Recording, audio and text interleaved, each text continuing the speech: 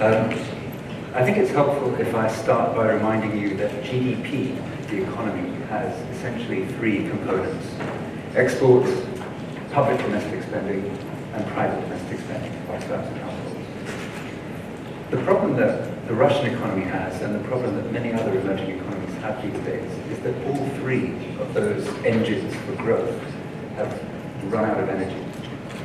The most important is the collapse of exports as an engine for growth, and that is very substantially, but not completely, explained by the collapse of import demand in China.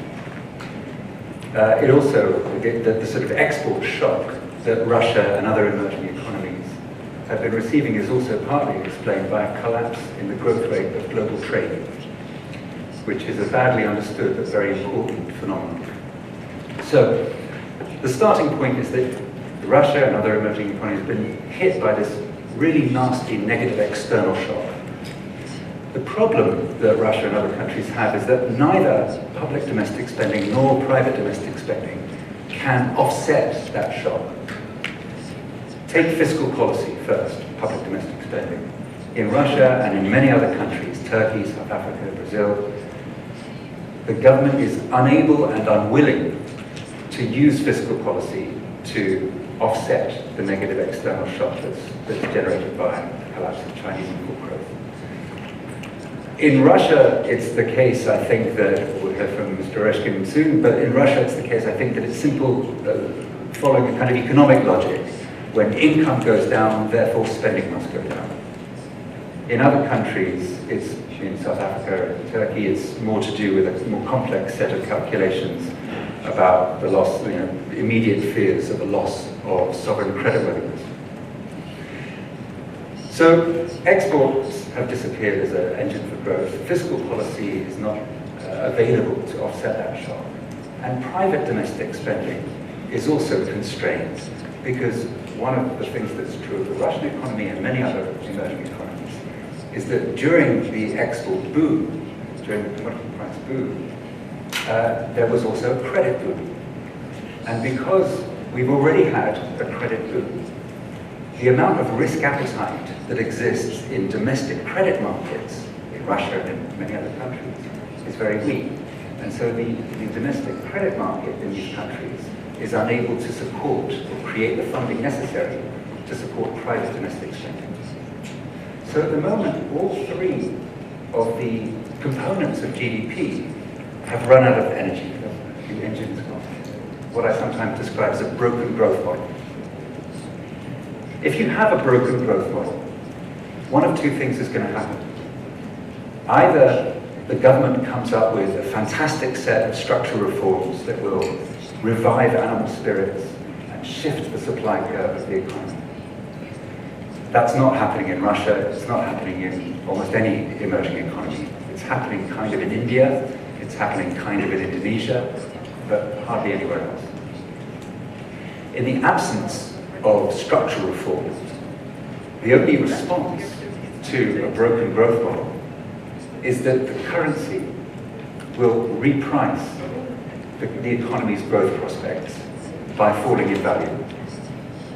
And thank goodness the Russian central bank and Russian, supported by the Russian finance ministry, has not tried to stay in the way of that adjustment process. And the real exchange rate of the ruble has depreciated by around 35% in the last couple of years, more than almost any other emerging economy currency. That may sound like a bad thing, actually it's a good thing, because when you think about a new growth model, when you think about what happens to economic life beyond the broken growth model, equally, the value to country X of having a really cheap currency is also diminished if nobody's importing. And so the collapse of global trade growth and the weakness of global demand growth mean that it's not easy to rely on a cheap currency as the basis for an export-led recovery. But Russia is providing an interesting model, because there's another way of taking advantage of having a cheap currency, and that is through import substitution. When the real exchange rate depreciates, the tradable sector, the internationally traded sector of the economy becomes really competitive. And so it's not necessarily an export-led recovery that can provide a solution, but also a phenomenon known as import substitution. And that's a phenomenon that I think Russian policymakers have latched onto much earlier and much more energetically than many other policymakers in the emerging world.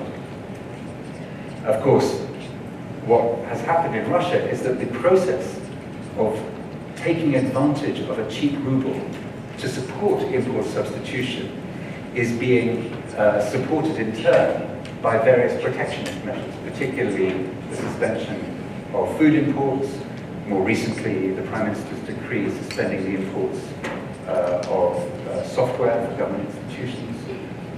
Protectionism is often the marriage partner of a cheap currency in supporting an import substitution-led growth model.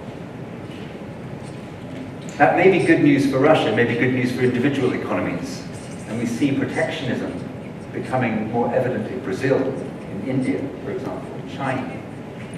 But at a global level, I worry if protectionism becomes part of the toolkit of policymakers across the developing world, because I think when you aggregate the use of protectionist measures, we all end up in a world of weaker growth and more instability. But in the short run, import substitution may be a way of building on the weakness of the ruble.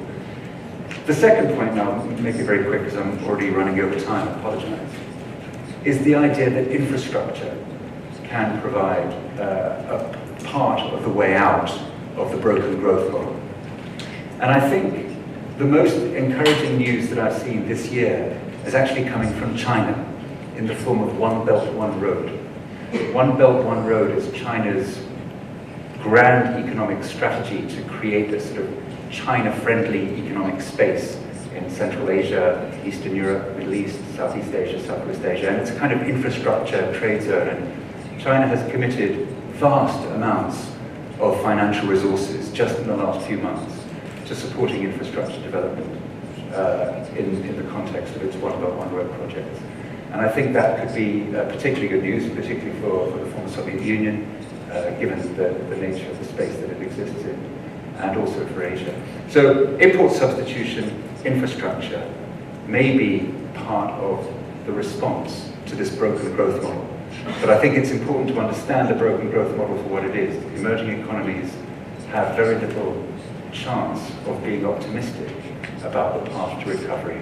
And given the fact that the international environment is unlikely to be as supportive as it was in the 2000s, the kind of growth rates to which Russia and other emerging economies will return are likely to be unsatisfying compared to what we saw between 2002 and 2000.